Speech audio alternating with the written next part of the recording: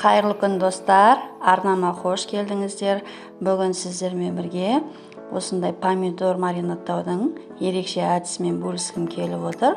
Менімен бірге болыңыздар және видеомды толықтай қарап, ұнап жатса өз пікірлеріңізді комментарий бөліміне қалдыра кетіңіздер. Және де менің арнама тіркелмеген болсаңыз тіркеліп, қоңыраушаны баса кетіңіздер. Ең алдымен бізге помидор, болгар бұрышы, тәтті бұрыш, сарымсақ, укроп, хрен, тұз, лавр жапырағы, домалақ қара бұрыш және ащы бұрыш қажет болады.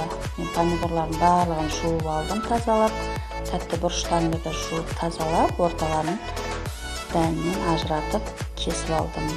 Помидорларыңызды дәл осылай кесіп шығасыздар барлығын. Осы уақытта ыстық су қайнатып қойыңыздар. Бізге ыстық су қажет болады.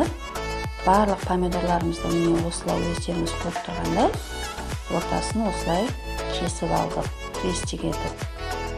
Енді осы дайын помидорларымыздың үстіне қайнап тұрған ыстық суымызды помидорларымыз батып тұратындай етіп, толтырып суды қойып қоямыз.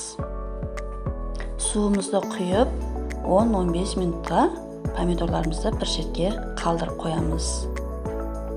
Міне, помидорларымыз дайын болды. Қабығы осылай оңай алынатын болады.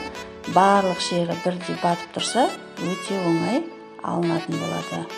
Бүкіл помидорымыздың қабыршағын осылай жұқа пленкасы, яғни жұқалап, барлығын алып тастап, төменгі керек емес жерін кесіп алып тастаймыз пышақтың көмегімен. Барлық помидорымызды осылай алып аласыздар. Дәл видеода көріп тұрғандай жасаңыздар. Өте оңай алынады.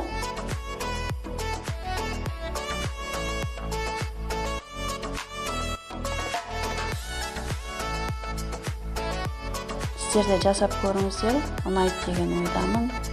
Міндетті түрде жасалуы өте оңай. Өздеріңіз көріп тұрғандай. Барлық помидорды дәл осылай пленкасынан ажыратып алдым. Енді банкаларымызды паритетіп аламыз. Мен мантаварканың үстіне қойып шықтым.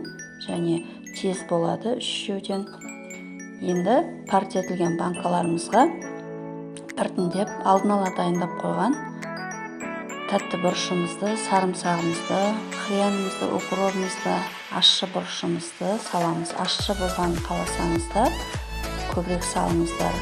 Ащы болған қаламасаңыздар, бір-бір штуктан салсаңыздар жетеді. Мен 2 литрлік банкаға салып жатырмын. Домалақ қара бұрыш ерекше дәм беретін болады помидорымызға. Енді қолымыздың екеуімен барлық помидорларымыздың банкамызға салып, жақсылап жайғастырып аламыз.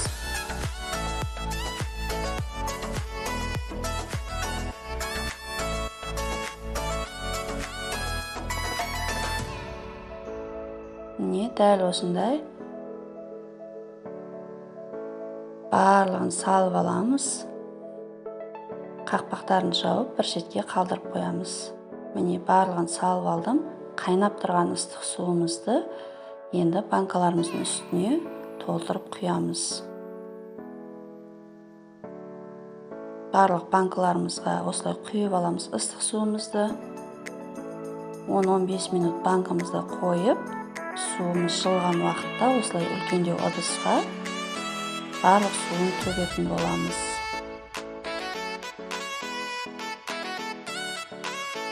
Барлық суларын төгіп, дәл осы суды қайта қайнатып, қайтадан осы банкамызға құятын боламыз.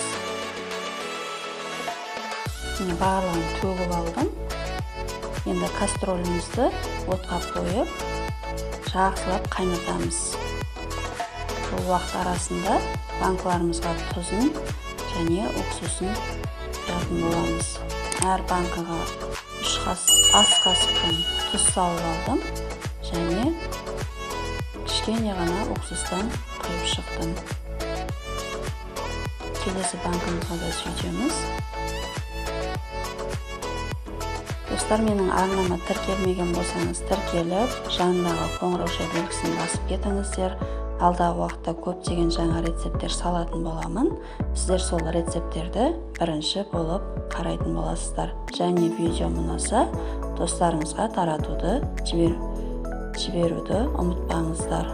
Міне барлығын салып болған соң, қайнап тұрған кастрөлдегі суымызды барлығына қайтадан толтырып құйып шығатын боламыз.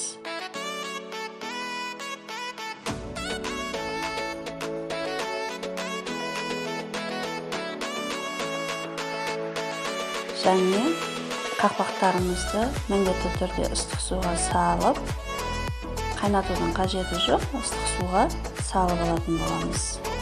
Қайнап тұрған ыстық суға қақпақтарымызды салып алдым менде. Сіздер де дәл солай жасаңыздар.